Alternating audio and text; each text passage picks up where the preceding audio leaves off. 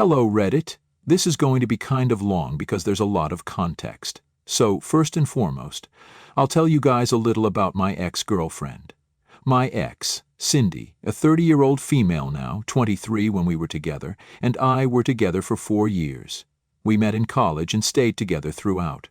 We even got an apartment together once we graduated and lived together for a year before she broke things off with me abruptly and without an explanation. Cindy was 1 year older than me and a senior in college, so I was too shy to go talk to her, and she's the one who had to initiate the relationship. She asked me out. She said, "I love you" first after 6 months of being together, and she is the one who suggested that we move in together after college.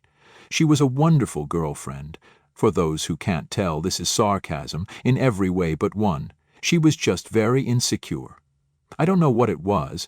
Maybe it was because I never really took initiative in the relationship, or something similar, but she was just always very insecure and jealous, and she'd hate it when I'd speak to other girls, no matter who they were. So, after a couple of fights, I cut off all my friends who happened to be women, because Cindy was more important to me than being friends with other women. And it wasn't just friends from college who I stopped talking to, but I also stopped speaking to my school friends, who'd been friends with me for more than 5 years at that point. I'm back to talking to them because Cindy's not in my life anymore and my wife's cool with my friends, regardless of gender.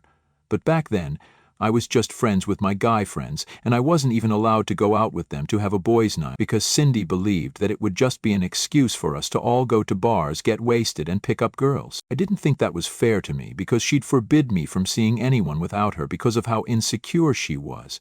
But I couldn't see how wrong it all was because I was too in love with her, and I felt like she was too. She'd tell me all the time about how much she loved me, and said that she couldn't live without me, she couldn't imagine a future without me and whatnot. So I stayed, despite everything, because I wanted to marry her and be with her. That's all I wanted, but with time it became more and more difficult to stay with her since she just kept getting more suspicious and weird about me. By the time we were living together, I couldn't do anything without her breathing down my neck. She'd check my phone all the time. She'd monitor my movements, and if I didn't update her on my location at all times, then she'd threaten to lock me out when I came back home. So by now, you guys have some idea about how toxic our relationship had turned by the time we broke up. I still somehow found it in me to stay with her, but then, surprisingly, she's the one who broke up with me. And it was over something insane because it was just a small misunderstanding that led to our breakup. One day my sister visited me without announcing her visit, which she usually did, to make sure Cindy didn't suspect me and think that maybe I was having other girls over. Cindy wasn't at home when my sister, Lauren, a 33-year-old female, dropped by. She was at a friend's place because she was allowed to meet her friends, and I wasn't allowed to suspect her. Anyhow, Lauren surprised me by dropping in unannounced, and I was so surprised to see her that I didn't even text Cindy to tell her that Lauren had come over, which I would have usually done. We got to talking and we spent around 2 hours together at home, but then, all of a sudden, she received a call from her boss and had to leave to go back to work urgently. The thing that caused my breakup was unfortunately the lipstick that Lauren had behind when she'd taken it out to reapply it before she headed back to work. She was in a rush to leave, so she forgot it on the couch, and it was so small that I didn't notice it either. Then Cindy came back home a little after Lauren left, and she seemed happy until she found the little lipstick. I still remember it as clear as day. She sat on the couch and sprang back up as soon as she sat, then grabbed the lipstick that she'd sat down on, and I instantly knew that I was screwed because there was just no way in hell that she was going to let this one slide. I tried to downplay it and told her the truth instantly. I told her that Lauren had come over to visit during her lunch hours, and she'd taken out the lipstick to reapply it because she had to go back to work. I explained that she was rushing to go back home, so she'd forgotten to put it back in her purse. But just as I'd expected, Cindy didn't buy even a word of what I told her, for a couple of reasons. Like I said, she brought up that Lauren usually texts Cindy and me both in the text group that has the 3 of us before she comes over. She hadn't done that this time, and secondly, she thought that it was very unlikely that Lauren would take out her lipstick to reapply in our house because my sister wasn't really one for makeup. She was convinced that I'd had another girl over and absolutely flipped out. And when I say flipped out, I don't mean it lightly. She really went psychotic and started screaming at me, cursing at me, and randomly started throwing things to the floor. First she went for the cushions, then she threw some books to the floor while raging at me, but then it crossed a line when she grabbed the TV remote and threw it right at me.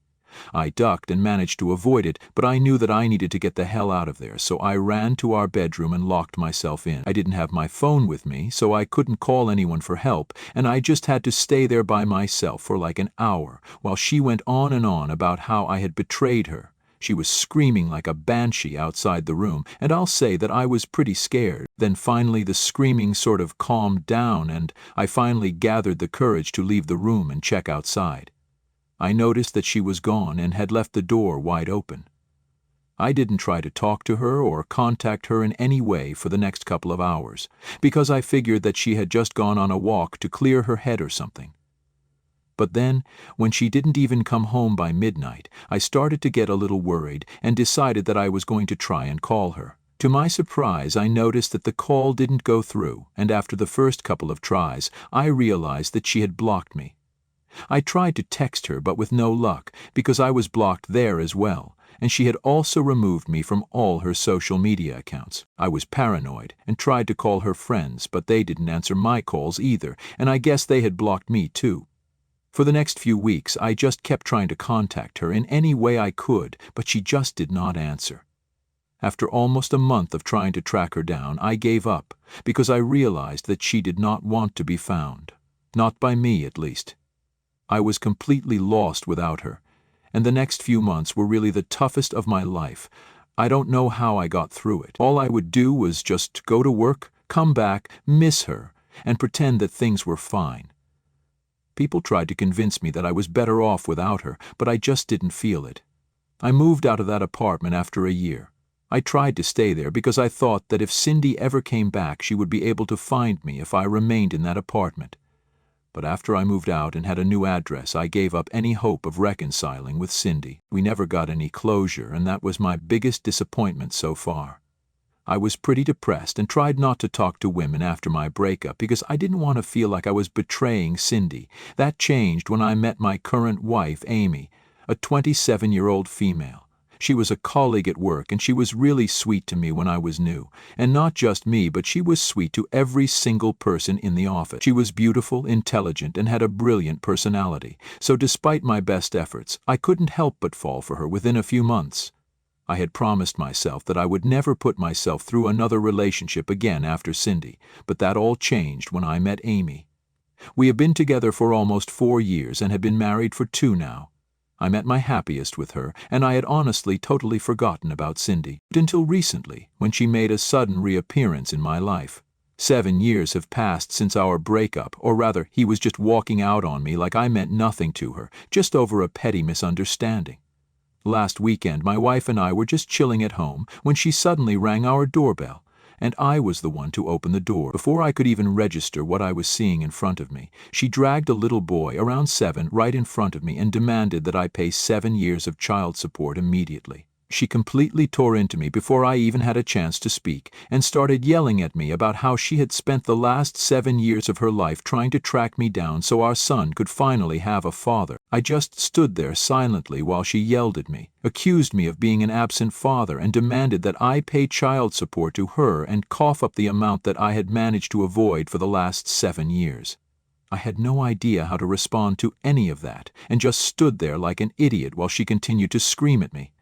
Obviously, it was not my fault. I had even waited for her to come back for 1 year after she had left abruptly. She was the one who had abandoned me in our relationship, and I was 100% sure that it was not even my son whom she'd brought along with her. The reason I was not saying anything was because I was literally too shocked to say a word. Noticing that I had been gone for a couple of minutes, Amy decided to come out and check what was going on. And that's when the situation turned around, because as soon as she saw my wife Cindy's face lost all color, and it appeared that she knew she was screwed. Now at the time, I was not aware of what was happening, but all I knew was that Cindy was not okay when she saw my wife.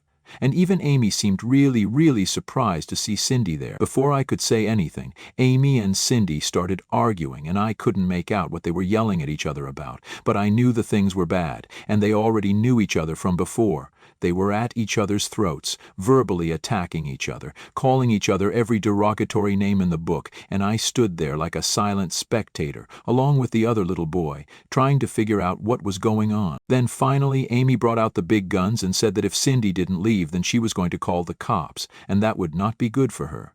Cindy did not look happy about it, but ultimately she left after shooting us both dirty looks and cursing us out some more. When she heard that, Amy threatened to call the cops again, and I am not even kidding, Cindy literally made a run for it. She grabbed her son as soon as Amy mentioned the cops and got out of there as quickly as she could. I had no idea what just happened, but I figured that Amy would tell me everything after Cindy left.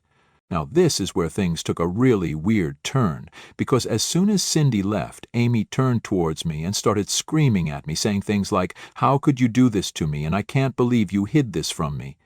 I still didn't say anything and just stood there looking at her, really confused, because that's how I felt. I was really confused, and the things she was accusing me of also did not make any sense to me. She was acting as if I had hidden my relationship with Cindy from her on purpose or something, but I had not done that. I had always been very open with Amy and told her everything about my ex, so I did not understand why she was reacting the way that she was. The only thing that I hadn't done was show her a picture of Cindy. Ever. But that wasn't on purpose. It was mostly because I had lost my phone before I moved into my new house, and it had all my pictures with Cindy on it, so when I lost that, I lost a lot of pictures that I had with her. I had also deleted most of my pictures with her off my social media because it was a very painful reminder of what our relationship used to be and how she had just disappeared without an explanation. So, to sum it up, I deleted my pictures with her on my social media, and then I lost my phone, so I lost all the pictures that I had with her, because I hadn't backed them up anywhere else either. I never tried to get them back, because I just thought that it was a good thing that I didn't have any pictures with her anymore, since it just meant that one less thing that would remind me of her. Sure, we had a couple of group photos that were still up on my friends' social media accounts, but I made them take it all down, because I didn't want to see myself with her anymore. I would have shown those pictures to Amy had she ever asked for it, but she didn't, and it just seemed like too much work to go digging for group photos or photos of me and Cindy to show to Amy when she didn't even seem interested in seeing the woman.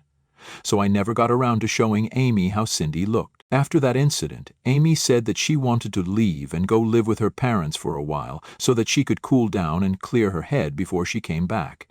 In spite of me begging her to stay, she still left because she said that she just did not want to be in the same room as me for a while and really needed her own space to deal with this. I didn't even know what this was because she did not give me any explanation, and it just felt like a repeat of whatever had taken place to me and Cindy.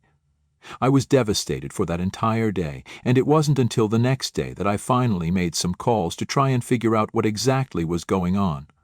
I called her parents first, but they told me that I should have told them about Cindy before, instead of just springing it on her like this. They fried me for a while and then disconnected the call without giving me any explanation.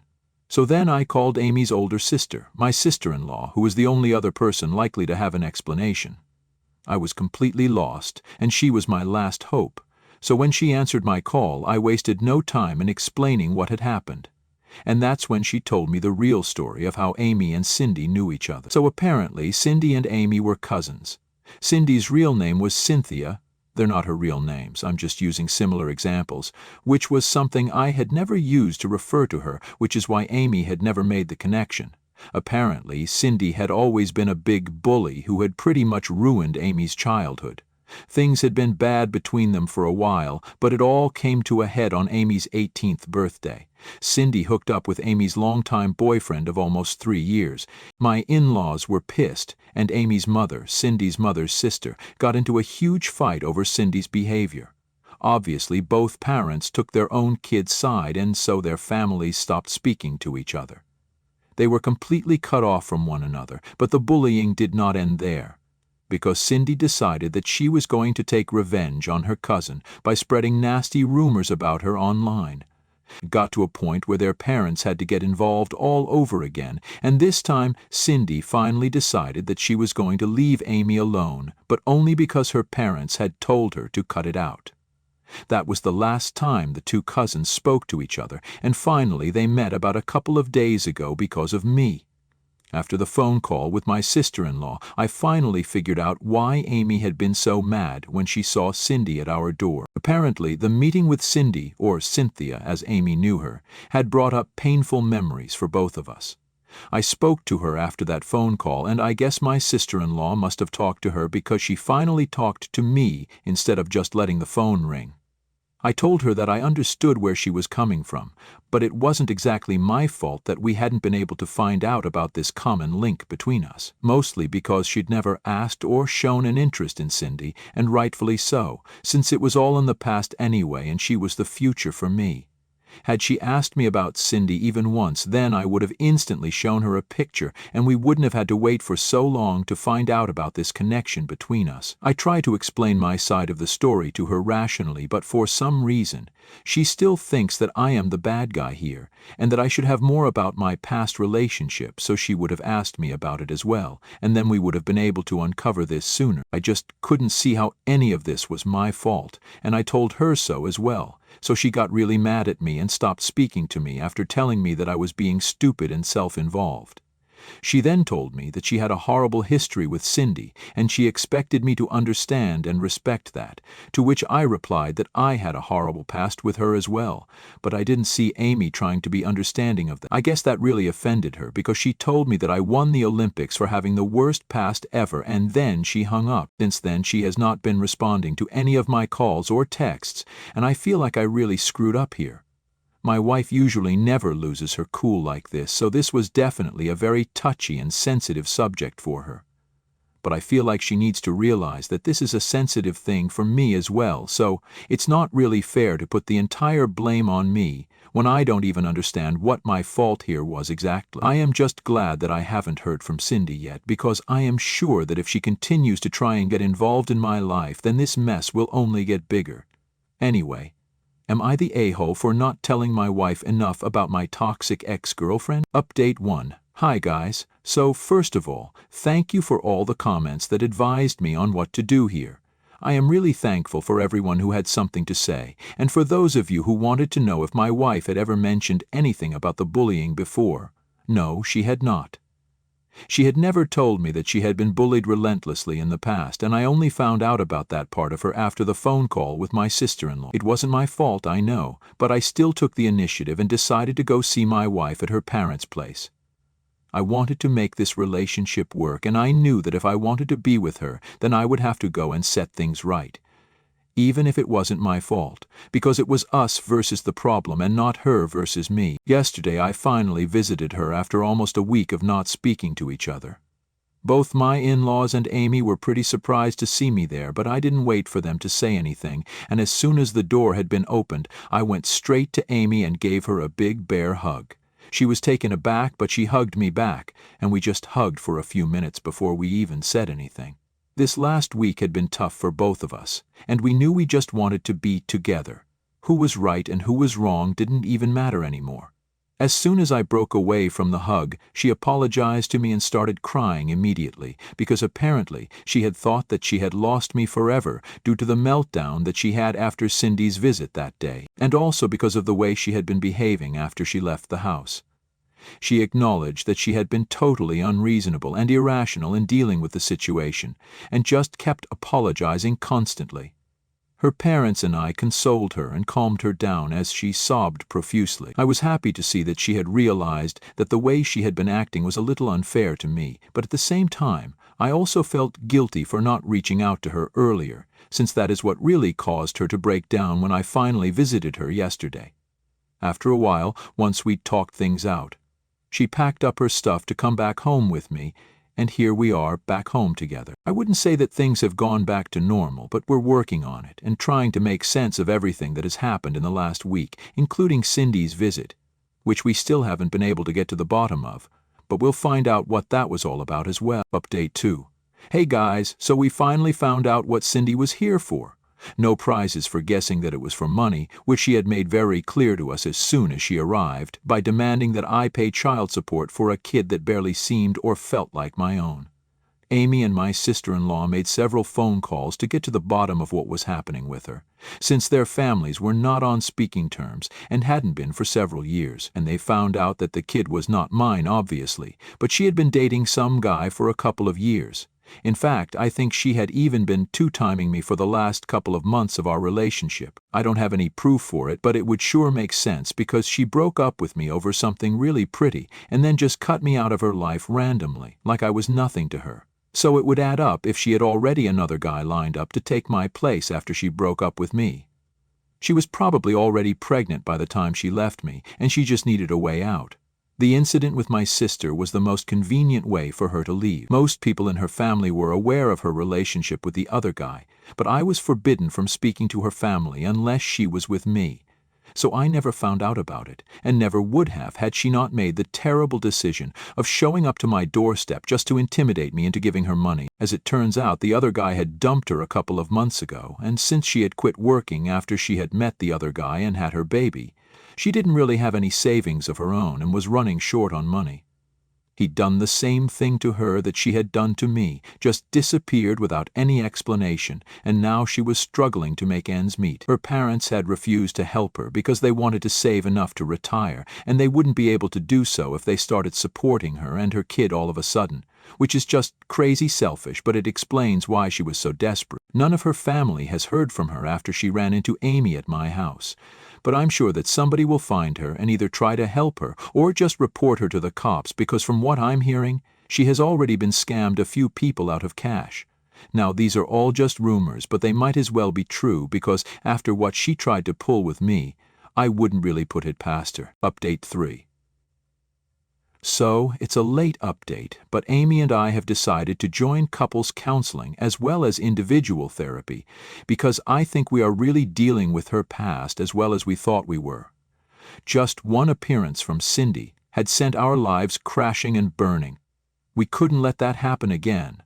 So that's why we made the decision that we made. As for Cindy, we heard from a couple of relatives that she was now living with another guy, whom she had met online just a few days ago, but he was already smitten with her and had offered to let her move in. Her parents were inconsolable because of how she had been acting, and even more so as she had told them that they were not allowed to meet their grandson anymore. Not to take her side, but honestly, what were her parents even expecting? They had turned her away when she needed them, and now they expected her to just be fine with it? That's just ridiculous. They had always enabled her behavior, be it with me or with Amy. Her parents weren't pleasant people, and clearly, neither was she. The apple doesn't fall too far from the tree, and she's living proof of it. Amy and I just feel bad that the poor kid has to suffer the consequences of her bad decisions.